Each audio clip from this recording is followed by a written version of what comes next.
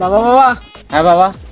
বাবা বাবা আজকের মধ্যে আমাকে বিয়ে করার লাগবে, নাহলে আমি আর তোমার বাড়িতে থাকবো না। আচ্ছা, তোর কোথাও যাওয়া লাগবে না, আমি দেখি ঘটকের সাথে কথা বলে দেখি। আচ্ছা বাবা। বললাই তাড়াতাড়ি লাগাইছে বিয়ে করার লেগে, আচ্ছা ঘটকরে ফোন করি দে।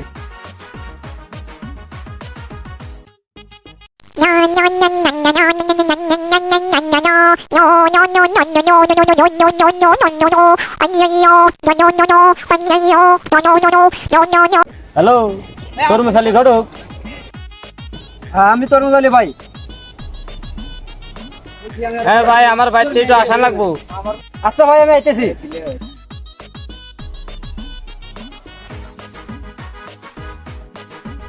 আসসালামু আলাইকুম। আপনার পোলারে নিয়ে একটা প্রস্তাব নিয়ে আইছি। তাহলে আপনার পোলারে যেহেতু বিয়ে করাইবেন, আমি একটা মেয়ের প্রস্তাব পাইছি ভালো একটা জায়গায়। ভালো একটা মেয়ে আছে, যদি বিয়ে করান তাহলে আপনার পোলারে ডাক দেন, দেখি দেখে আমি মেয়ের বাড়িতে যাই। হ্যাঁ না, আইসিল যেহেতু তাহলে নন গেদারে নিয়ে আজকেই যাই তাহলে। তাহলে চলেন আজকে যাই, আমি আবার খুব বিজি, আমার আবার জায়গায় জায়গায় যান লাগবো, আর কত জুটি মিটে মিলাই যান লাগবো। ভাই তাহলে আপনার জ্ঞানদারে ডাক দেন, তাহলে আমরা ওই বাড়িতে চলে যাই। বাবা এদিকে আসো।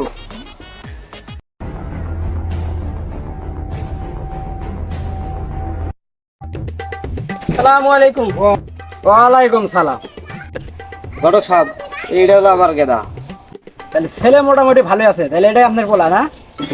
হ্যাঁ এটাই আমার পুরো। বাবা ইনি কে? ইনি ঘটক। বাবা ঘটক সাহেব আমার বাড়ি থেকে, তুমি কি আবার বুড়ে তো বসে বিয়ে করবা নাকি? দুর্বল এ ঘটক তরে দেখ পারাইছি। বাবা তাহলে নুন আজকে যাই। ছেলে যখন আজকে যাবে তাহলে চলেন, আমি আবার বিজি, আমার আবার অন্য জায়গায় যান লাগবো। চলেন তাহলে আজকে যাই। চলেন যাই। আচ্ছা তাহলে আমরা উঠি এখন।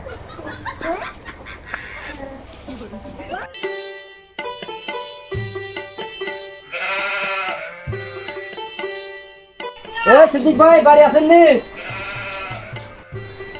কেডা ঘটক সাহেব আইছেন? ভাই ওই যে আপনি পোলার কথা কইছিলেন না, সেই পোলারে নিয়ে আইছি। তে ভাই আসেন, বসেন, কথাবার্তা কই। বেতলে বসেন, আপনারা বসেন। আচ্ছা ঠিক আছে, তাহলে আপনার মেয়েরে নিয়ে আসেন। আমার আবার সৈয়দপুর জানা বরিয়াদের বিয়ার, এত তো সময় নাই আমার। মাছ কিনা কই? একটু বাইরে আসো তো।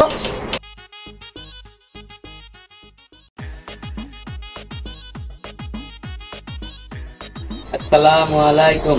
ওয়ালাইকুম সালাম ওয়া রাহমাতুল্লাহি ওয়া বারাকাতুহু। অবশ্যই দেখেন।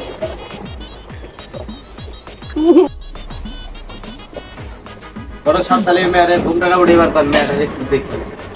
তাহলে ভাই আপনার মেয়ের ঘটনাটা একটু উঠান, মেয়ের মুখটা একটু দেখি। মা তাহলে ঘুমটাটা একটু উঠাও।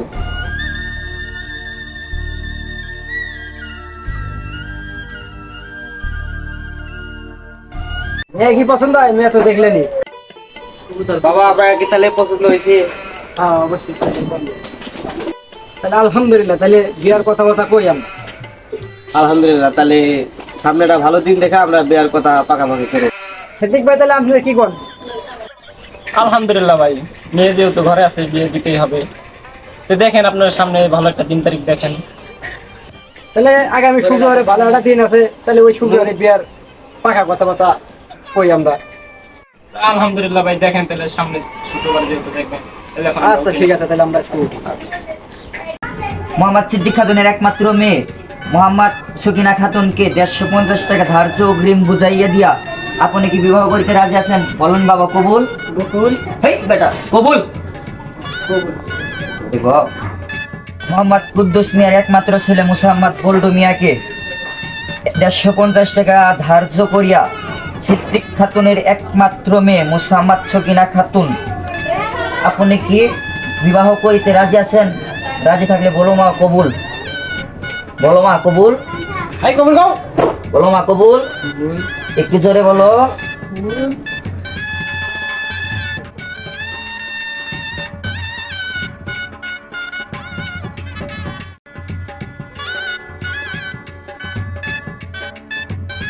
আমার মায়ের তোমার তুলে দিলাম, সারাদিন সুখে শান্তিতে থাকো, আমার মায়ের কষ্ট দিও না।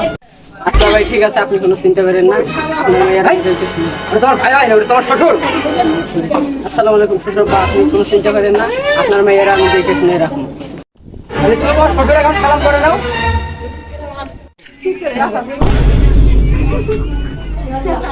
এই, তুই সালাম করে শেখা না, তুই বিয়ে করবি, তোর বদলে আমি বিয়ে বলে ভালো হইতো। এটা সালাম কেমন করা হয় আমার তো শেখ, এটা এইভাবে সালাম করতে হয়, এভাবে করে করবি। চল। আচ্ছা ঠিক আছে।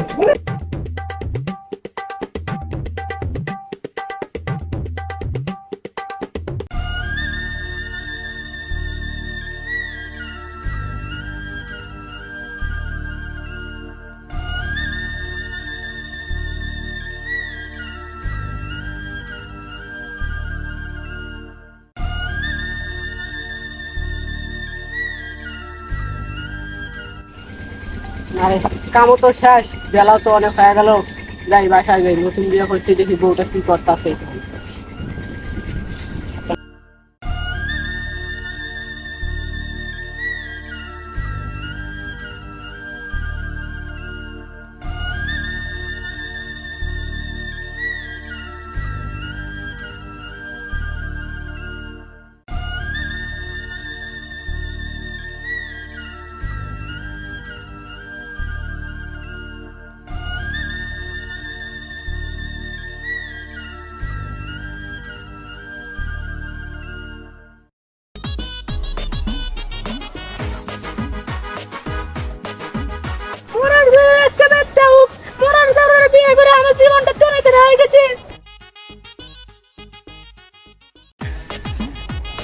কি গো, তোমার ঘরে কাম এখনো শেষ হয় নাই, সন্ধ্যা হয়ে গেল।